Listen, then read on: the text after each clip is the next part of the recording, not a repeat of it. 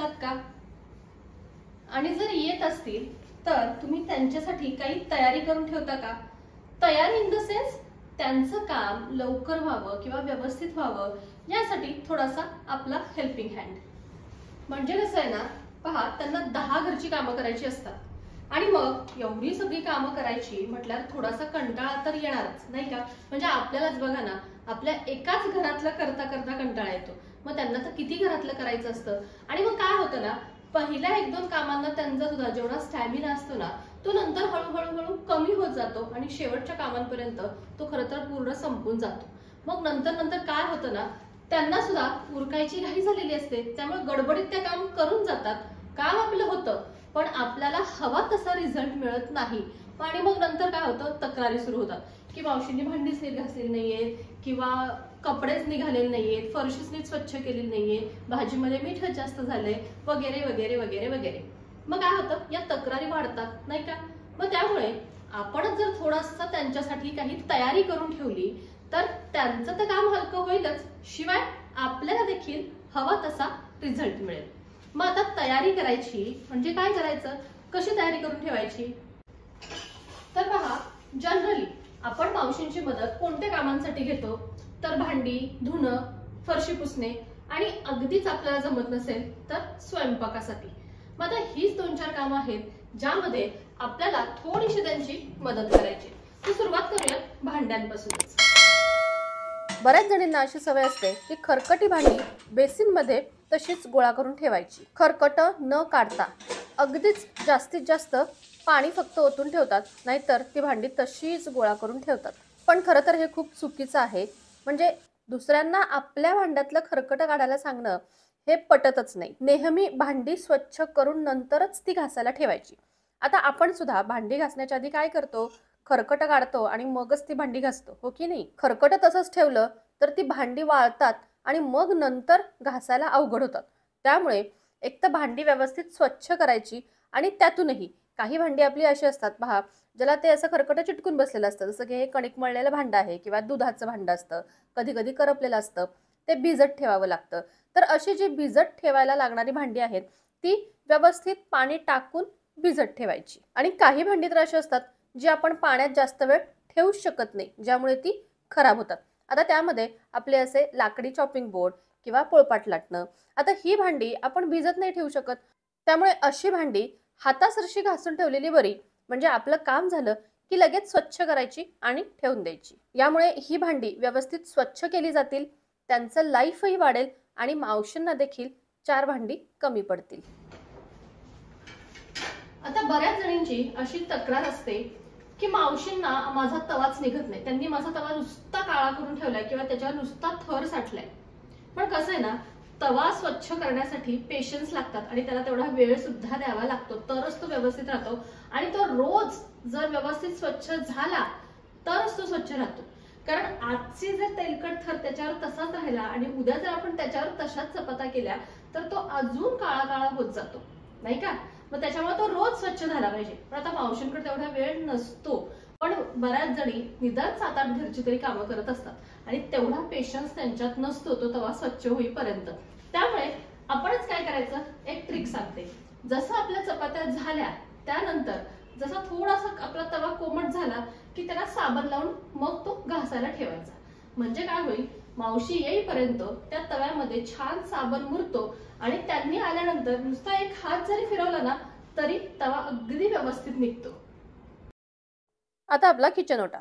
स्वयंपाक झाल्यानंतर त्याच्यावरती काहीतरी सांडलेलं असतं, गॅसवरती, ओट्यावरती. तर ते देखील अशी एखादी सुपली घ्यायची आणि त्याच्या मदतीने सगळं गोळा करून स्वच्छ करायचं.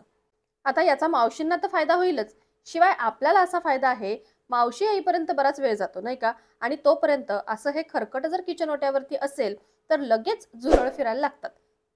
त्यामुळे आपला पण असा एक फायदा आहे की झुरळ देखील होणार नाहीत आणि मावशी येईपर्यंत अगदीच असं खरकट अस्ताव्यस्त दिसणार नाही, व्यवस्थित दिसेल.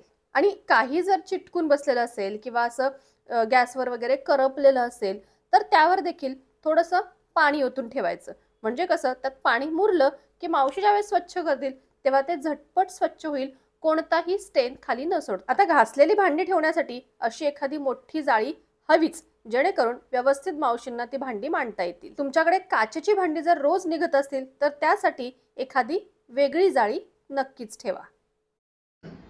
आता कसं आहे ना, भांड्यांविषयीच आपण बोलतोय तर एक गोष्ट अजून एक सांगते. तर मावशी भांडी घासण्यासाठी दिवसातल्या कोणत्या तरी एकच वेळ येतात, सकाळ दुपार संध्याकाळ जी आपली ठरलेली असेल ती. पण मावशी एकच वेळ येत आहेत म्हणून त्यांच्यासाठी पूर्ण दिवसभराची भांडी ठेवायची असं खरंच करू नका. कारण की काय होतं माहितीये का, त्यांना तर लोड तो होतोच, नाही असं नाही, पण दुसरी महत्वाची गोष्ट म्हणजे आपण कोणत्या तरी एक वेळ आपण सुद्धा भांडी घासायला हवी.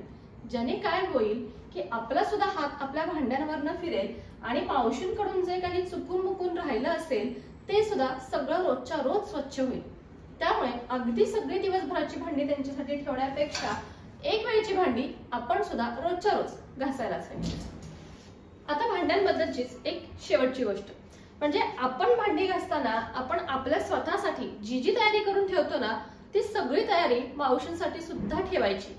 आता जसं की साबण म्हणा किंवा घासणी हे तर जनरली आपण ठेवतोच, पण त्याचबरोबर एखादं ॲप्रन त्यांच्यासाठी ठेवा, हँड ग्लोव्स त्यांच्यासाठी इथेच ठेवा, जेणेकरून आल्याला त्या लगेच घालतील. अर्थात त्यांची इच्छा असेल तर त्या या गोष्टी वापरणार आहेत, पण त्यांच्यासाठी सुद्धा तुम्ही ते ठेवा. हँड ग्लोव्स असतील, त्यानंतर आपल्याकडे पितळेची भांडी वगैरे असतात तर त्या पितळेची भांडी घासण्यासाठी पितांबरीचा एखादा डब्बा जो तिथेच ठेवायचा, म्हणजे त्यांना आपल्याला मागायलाही लागणार नाही आणि काहीच नाही. किंवा काही काही भांड्यांसाठी मिक्सरच्या वगैरे भांड्यांसाठी ब्रश लागतो तर तो ब्रश देखील इथेच कुठेतरी ठेवायचा. म्हणजे अशा बेसिक गोष्टी त्यांना एकदा सांगून ठेवा की ह्या गोष्टी तुम्हाला लागल्या तर वापरा, म्हणजे रोजच्या रोज या सगळ्या गोष्टींचा वापर केला जाईल, त्यांनाही बरं वाटेल आणि आपली भांडी व्यवस्थित निघतील. आणि पुन्हा तुम्हाला देखील मावशींनी माझी भांडी चांगली घासलीच नाहीत असं म्हणण्याचा चान्स देणार. आता कपडे, म्हणजे तुमची जर अशी तक्रार असेल तरच ही तयारी करून ठेवा. तक्रार म्हणजे की मावशींना कपडे निघत नाहीत किंवा मावशी लिक्विड किंवा साबण जास्त वापरतात अशी जर तक्रार असेल तर अशी तयारी करून ठेवा. मग जसं आता आपली कपडे किती आहेत त्या मानाने आपल्याला पावडर किती लागणार आहे किंवा किती लिक्विड लागणार आहे हे आपल्याला माहिती असतं. मग तेवढं लिक्विड त्या पाण्यामध्ये टाकायचं आणि या पाण्यामध्ये कपडे भिजवून ठेवायचे. आणि म्हणजे काय होईल, मावशी जास्त लिक्विड वापरतात किंवा साबण वापरतात असंही तुम्हाला वाटणार नाही आणि कपडे भिजवून ठेवल्यामुळे काय होईल की त्यांना ती व्यवस्थित निघतील. त्या येईपर्यंत कपडे व्यवस्थित भिजतील आणि ते झटपट निघतीलही. झाडू पोछा करायला जर मावशी तुमच्याकडे येत असतील तर त्यांच्यासाठी एखादा मॉपर जरूर ठेवा. मग तो फ्लॅट मॉप असेल, असा सर्कल असेल किंवा अगदी तुम्हाला जो कोणता आवडेल तो एखादा मॉपर त्यांच्यासाठी ठेवा. कारण की त्यांना काही एका घरातली फरशी पुसायची नसते, त्यांना असे 4-5 घरातली फरशी पुसायची असते आणि एका घरात 4-4 रूम असतात. एवढ्या सगळी फरशी जर त्या अशा बसून पुसत राहिल्या तर त्यांचीच कंबर मोडून जाईल आणि मग काय होईल, आपल्याच कामाला सुट्ट्या पडतील.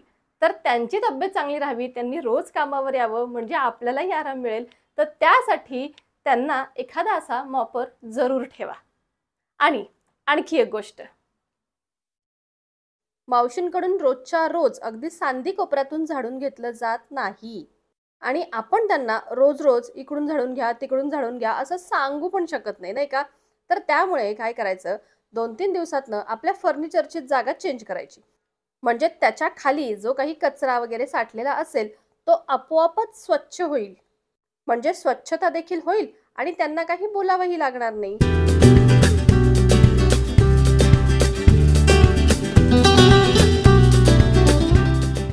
आता राहिला स्वयंपाक. तर स्वयंपाकाला जर तुमच्याकडे मावशी येत असतील तर खरं तर त्याची वेगवेगळी तयारी असते त्या त्या दिवशीच्या मेनूप्रमाणे. पहिली गोष्ट तर काय करायचंय हे स्पष्टपणे मावशींना सांगायला हवं.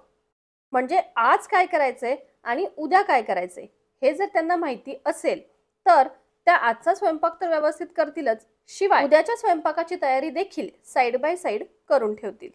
आणि थोडीफार मदत तर आपण पण करायलाच हवी, जसं की भाजी निवडून ठेवणं किंवा लसूण सोलणं, घरामध्ये सगळा किराणा माल अगदी व्यवस्थित वेळेवर भरलेला असणं, जर घरात पाहुणे येणार असतील तर किती करायचंय किती नाही काय करायचंय हे व्यवस्थित त्यांना माहिती असणं, या सगळ्या गोष्टी फार गरजेच्या आहेत. आता एवढ्या सगळ्या तयारी बरोबरच त्यांच्याशी थोडं कम्युनिकेट करणं, गप्पा मारणं सुद्धा गरजेचं आहे. म्हणजे त्यांना देखील आपण एक जवळची व्यक्ती वाटतो आणि आपल्या घरातलं काम अगदी त्या त्यांच्या घरातलं समजूनच व्यवस्थित करतात. तर मैत्रिणींनो, तुमच्यापैकी बऱ्याच जणींना असं वाटलंही असेल की ही खूपच मावशींची बाजू घेतीये, पण असं काहीही नाहीये. खरं तर या सगळ्यामध्ये स्वार्थ आपलाच आहे. कारण ही सगळी अशी तयारी करून ठेवली तर पहा, तुमची सगळी कामं अगदी एक नंबर व्यवस्थित नीटनेटकी होतील. 1 महिना तुम्ही अशी तयारी करून ठेवा आणि पहा काय फरक पडतो ते. तुम्हाला तो फरक नक्कीच जाणवेल. आणि हो, तुम्हाला जर हे सगळं पटलं असेल तरच आपल्या व्हिडिओला एक लाईक करा आणि कॉमेंट सुद्धा करा. पुन्हा भेटू अशाच एखाद्या नवीनशा व्हिडिओमध्ये. तोपर्यंत बाय बाय.